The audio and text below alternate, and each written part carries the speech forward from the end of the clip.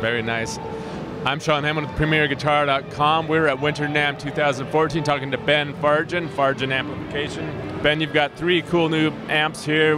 Right now we're hearing the Townhouse 20. It's our brand new 20-watt combo. Kind of a new thing for us. We're doing a new smaller size combo. Grab and go. Great for gigging. And first combo amp in the price point under $2,000 for us. So exciting new amp. It's what everybody kind of has been asking for giggable amp. That 20-watt range that kind of has, you know, a tweed vibe into a brown face Princeton kind of vibe. Got a decade switch on here, 50s and 60s. The 50s obviously is a kind of got a mid-range bump with a little nastiness to it, and then the 60s is going into the kind of brown face thing. Simple volume tone and master volume control, and real simple, easy to use, sounds great with any guitar. And also you can install 6L6s for more clean headroom. And come stock with 6V6s though, right? Yeah, 6V6s ship with it, but you can use 6Ls. External bias point, and it's got a 112 WGS Reaper in it, which is a really nice sounding speaker. What is the Reaper voice to sound like? That's kind of a G12 series speaker. I kind of, it's got a nice darkness to it, but it's also got a punchy low end versus you know, something that's a little too British. Kind of sits right on the line between a British and American, so you can kind of, you know, squeeze out the tones you want with single coils versus humbuckers. It's a good speaker. All right, let's go back to the circuit a little bit. Now, the 50s, 60s knob, what does that do? Is it just like an EQ knob, or does it actually do something different with gain stages? Or it's actually rerouting the signal through 2 separate sets of circuitry. So, you know, in the 50s mode, it's more simple. There's a little bit more mid-frequency EQ boosting going on in that circuit. And then in the 60s, a little bit more linear, a little bit more flat response. But actually, the switch is taking the signal and routing it through 2 different sets of circuits. And you can blend them, obviously, because it's a continuous controller. Is that right? Actually, no. They're dedicated in their own modes. So is it just like a? Does it click? Is it a? Yeah, it's just a 2-position rotary switch. Okay. All right, cool. So now talk a little bit about the construction of your amps internally, just for those who aren't very familiar with your designs.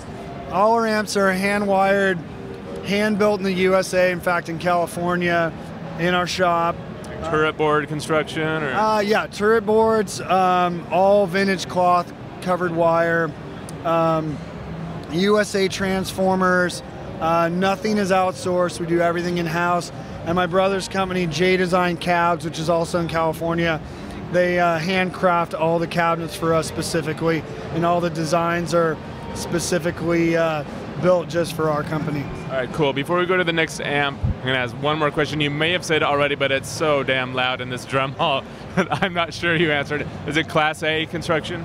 Actually, it's a Class AB circuit, fixed bias, so you have to adjust the bias when installing new tubes, and that gives it a little bit more headroom.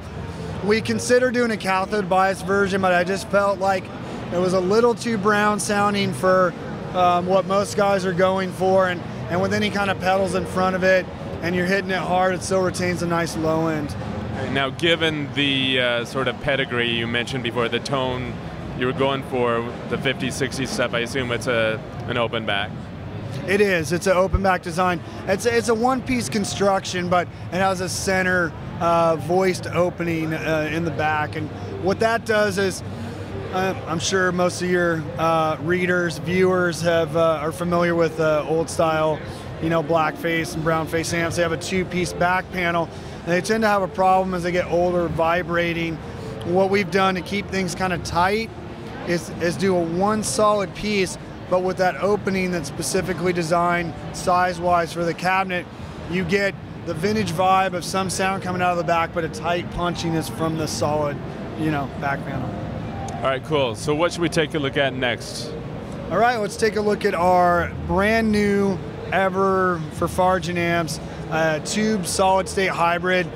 We felt like the jazz community, jazz guitar community is kind of left out on the tone search. So We have a brand new amp called the Jazz Custom SE, and it's a hand-wired tube preamp into a 50-watt solid-state power amp section. First time we've ever done that. And it also features very small cabinets, same dimensions as this, with two 8-inch full-range speakers. And the production model is going to come in at just under 25 pounds. So for any of you knowing after a gig hauling out heavy gear, this is going to be one of those amps that people like to carry around. All right, so last but not least, Ben, tell us about these three cool amps right here. This is the 15th anniversary High Gain Classic. We've been building all USA, all tube, hand-wired amps for 15 years, so we thought we'd celebrate with kind of, I'd say, a cornerstone of our, amp designs are British. We're known for more of our British heads, the Miniplex, Old 800 Mark II, Mightyplex.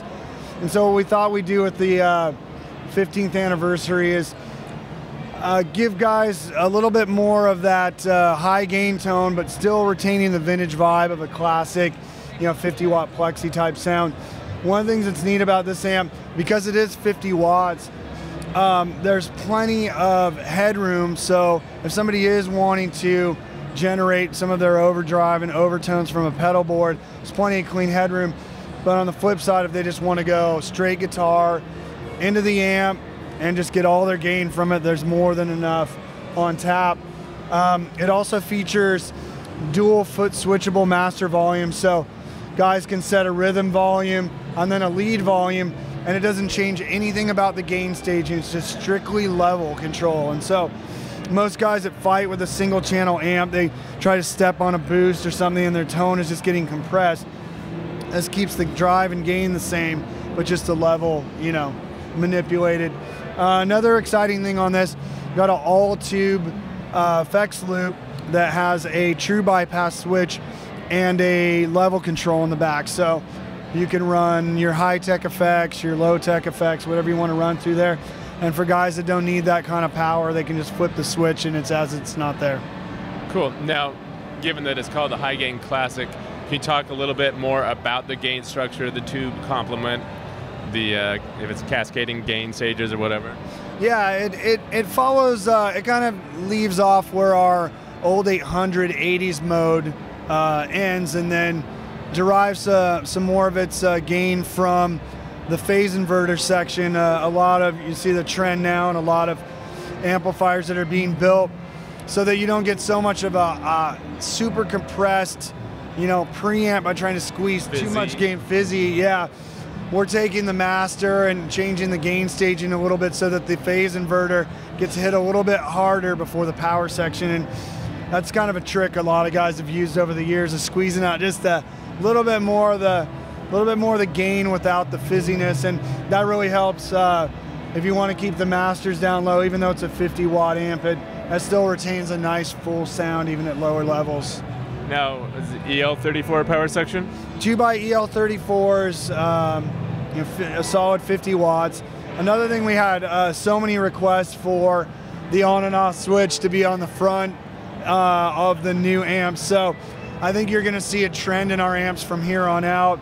Probably the British series, when we go to the Mark III, Old 800, maybe the new Retro Classic. I think we're going to keep this chassis size and cut out and go to the front panel on-off switch, which is convenient.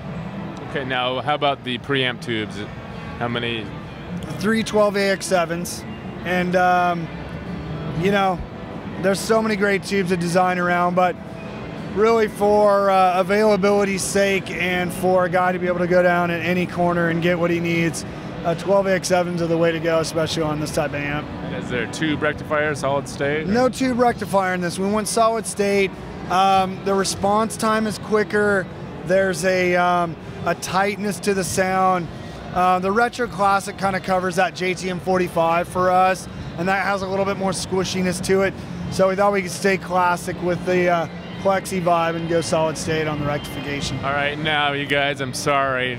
Ben wouldn't let us hear this at this show. It's so new. He's so stoked that you're working on a video, right? And a new video, yeah, and that's something I want to roll this out a certain special way. So, but I'll tell you this, since we kind of kept it under wraps right now, we'll give Premier Guitar, you know, probably the exclusive to maybe launch that video. So how's that? How's that for a trade-off? All right, cool. So where can people go online to find out about all this stuff? www.fargenamps.com has all the info. We've got a nice deep website, some cool vintage amp gear info on there as well you might like, and there you go. Awesome. Thanks, Ben. Thank you. Yep. I'm Sean Hammond for PremierGuitar.com. Thanks for watching.